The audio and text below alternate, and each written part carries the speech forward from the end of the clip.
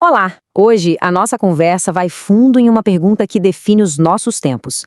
Quem realmente comanda o jogo do poder global? Para tentar responder a isso, a gente vai mergulhar nas ideias centrais do livro Quem Manda no Mundo, do Noam Chomsky, uma das análises políticas mais importantes que existem. Então, se preparem, porque vamos questionar muita coisa que a gente pensa que sabe sobre como o mundo realmente funciona. E tá aí a pergunta que dá o pontapé inicial em tudo. Parece simples, né? Quem manda no mundo? Mas a resposta, como Chomsky mostra, revela uma rede de poder muito, mas muito mais complexa e muitas vezes escondida do que a gente imagina. Vamos começar a puxar esse fio.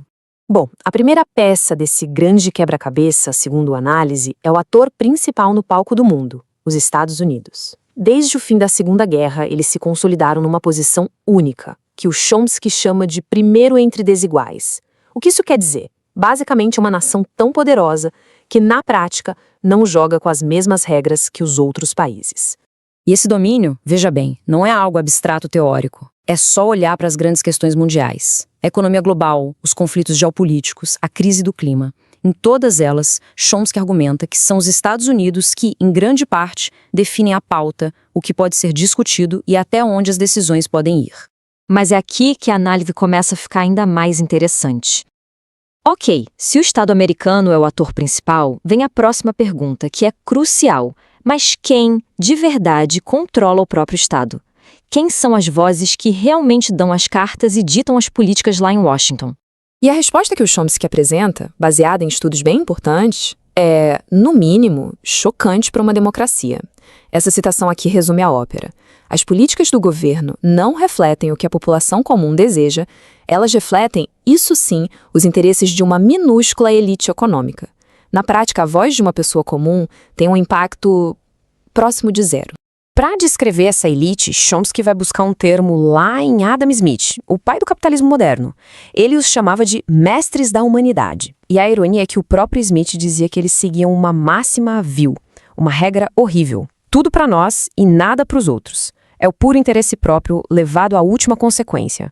E isso não é só um discurso, uma teoria. Os números deixam isso muito claro. Olhem só, na última geração, impressionantes 95% de todo o crescimento econômico foram parar nas mãos do 1% mais rico da população. Enquanto isso, a grande maioria das pessoas viu sua renda estagnar ou até diminuir. É a tal máxima vil em ação, traduzida em números bem concretos. Isso tudo leva a gente a uma pergunta fundamental. Como é que uma minoria tão pequena consegue manter o poder sobre a maioria, especialmente numa suposta democracia? A resposta está num conjunto de ferramentas muito sofisticadas de controle que o Chomsky chama de fabricação do consenso. E a principal ferramenta é essa que a gente vê aqui, a engenharia do consenso. Esse termo foi criado por Edward Bernays, um dos fundadores da indústria de relações públicas. A ideia é simples, mas assustadora. A opinião pública não deve ser ouvida, ela deve ser ativamente moldada, fabricada, para garantir que a população, que ele chamava de rebanho atordoado, não atrapalhe os interesses da elite no poder. E aqui a gente tem um manual de instruções desse controle. É um processo de 3 passos. Primeiro, marginalizar. É preciso convencer o público de que ele é ignorante e que tem que ficar fora das decisões importantes. Segundo, distrair.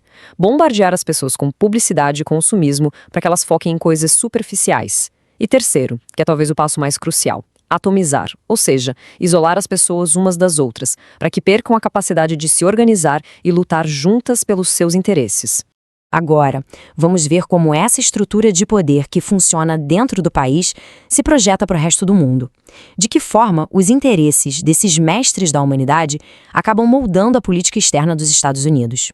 E é aqui que o contraste entre o que é dito e o que é feito fica gritante.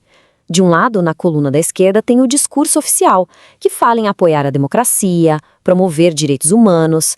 Mas, segundo a análise de Chomsky, os objetivos reais, que estão na direita, são bem diferentes. Garantir o controle de recursos e reprimir qualquer país que tente seguir um caminho independente, que não sirva aos interesses dessa elite. E olha, isso não é só uma interpretação de fora. Essa citação aqui é de George Kennan, um dos principais arquitetos da política externa americana depois da guerra. E ele foi explícito. Ele aconselhou a deixar de lado slogans idealistas e focar diretamente em conceitos de poder. Ou seja, ele confirmou que a prioridade nunca foram os ideais, mas sim a manutenção do poder e do domínio. E com isso, a gente chega na parte talvez mais sombria da análise do Chomsky. Esse sistema todo focado no lucro e no poder de curto prazo de uma pequena elite não está só gerando desigualdade. Ele está nos empurrando ativamente para duas ameaças gigantescas que podem literalmente significar o fim de tudo. Essas são as duas grandes nuvens sombrias que pairam sobre a nossa existência: a guerra nuclear e a catástrofe ambiental. E o ponto mais assustador que Chomsky levanta é o seguinte: esses perigos não estão aumentando por acaso. Eles são uma consequência lógica de um sistema que coloca o lucro imediato e o poder geopolítico acima da própria sobrevivência da espécie humana. Isso nos leva a uma conclusão bem dura, mas que é central na análise. A segurança da população em geral não é a principal preocupação de quem formula as políticas. A prioridade de verdade é a segurança do poder do Estado e do poder privado concentrado que ele serve, mesmo que para isso seja preciso colocar o futuro de todo mundo em risco. Isso tudo nos deixa com a pergunta final, uma pergunta que ecoa por toda a obra de Chomsky. Se essa é a estrutura de poder, qual é o nosso papel nisso tudo? O que as pessoas comuns, a tal população subjacente, podem fazer para desafiar e transformar quem realmente manda no mundo? A resposta, ele sugere, não está pronta nos livros, mas sim na nossa própria capacidade de se organizar, de entender e de agir.